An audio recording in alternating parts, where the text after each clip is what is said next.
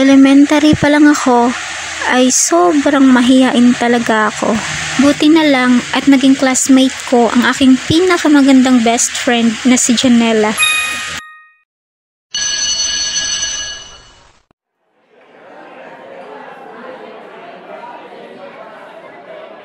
Jor, uso ko kaon.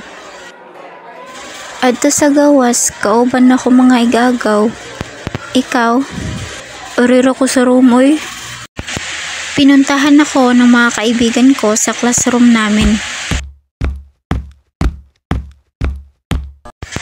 Habang nag-uusap kami ni Janela, ay bigla akong tinawag ng pinsan kong si Ira.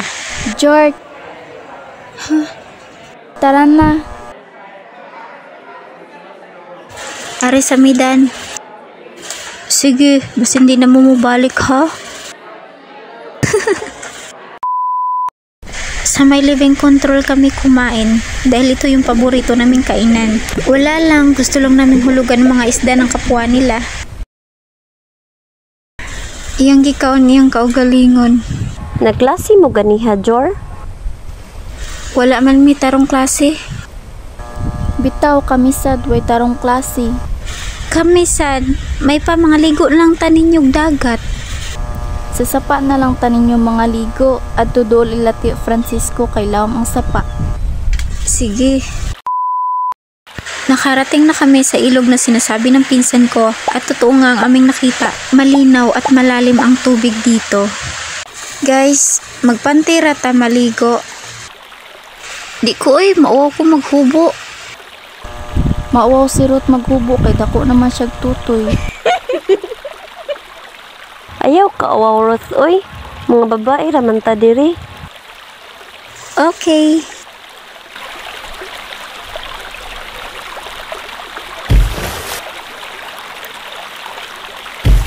Habang enjoy kami sa pagligo, napansin namin si Ruth na nasa gilid lang siya. Jor, atong ilabang si Ruth sa daplin. Sige. Di ko malumos pa lang ko. Di lagi.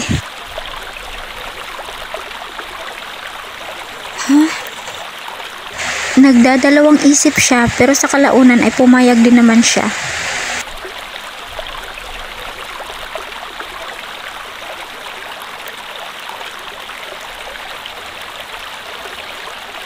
O si, wata na lumos.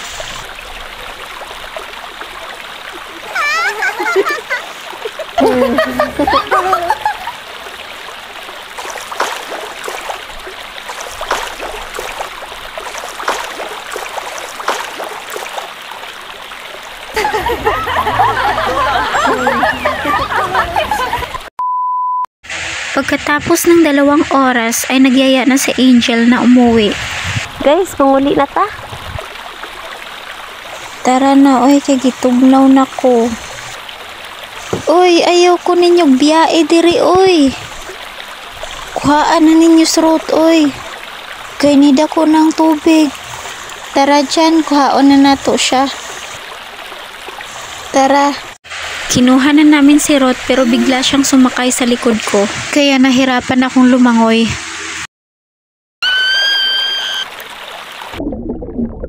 Sinubukan ko siyang kurutin para mabitawan niya ako.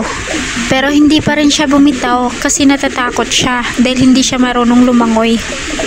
Nakainom na rin ako ng maraming tubig sa ilalim at ganon rin siguro siya. Nawalan ako ng pag-asa at napasabi ako sa sarili ko, mamamatay na ata ako. Nakatulala lang ang mga kaibigan namin.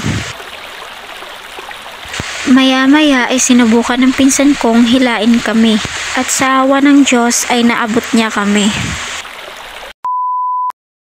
At sa wakas ay nakaligtas rin kaming dalawa. Iyak ako ng iyak kasi akala ko hindi na talaga kami makakaligtas.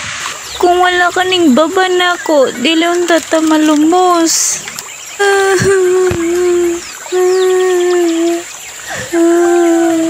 Sa time na to, nag-iyakan kaming dalawa. Sorry, tol.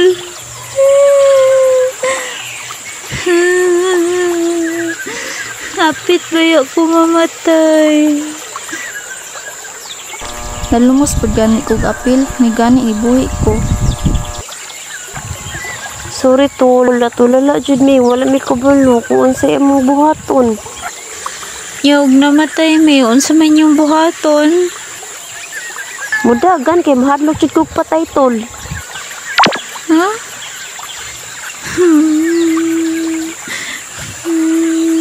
Lain na oy. Oh, pero balikon man mo, mangayo raman unta migtabang. Bitaw kadugay niyo sa ilawom no. Abi jud na mo dili na mo kaligtas. Ayaw mo pagsaba ha nga nalumos me. Oh. May gani kay nabirata mo. Kung wala aw patayon ta mo ron. Luya ninyo kitaon eh. Salamat jud hani. Kung wala ka, wala nun ta meron. Pagkatapos ng aming kadramahan, nagmamadali kaming umuwi at nilagay namin sa bulsa ang aming mga basang panty. Few weeks ago.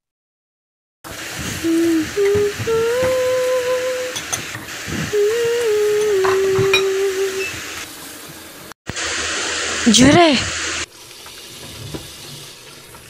Ma? Nangalumos man daw mo. So ayun, naninigas ako, di ko alam kung ano ang irason ko. Nakakatakot po kasi si mama, nang bubugbog po yan, promise. Mula noon, di na kami ulit naligo sa ilog na yon. Di rin naman ako pinalo ni mama, pero nagrarap siya ng 1 oras. Muna, cutting pa more.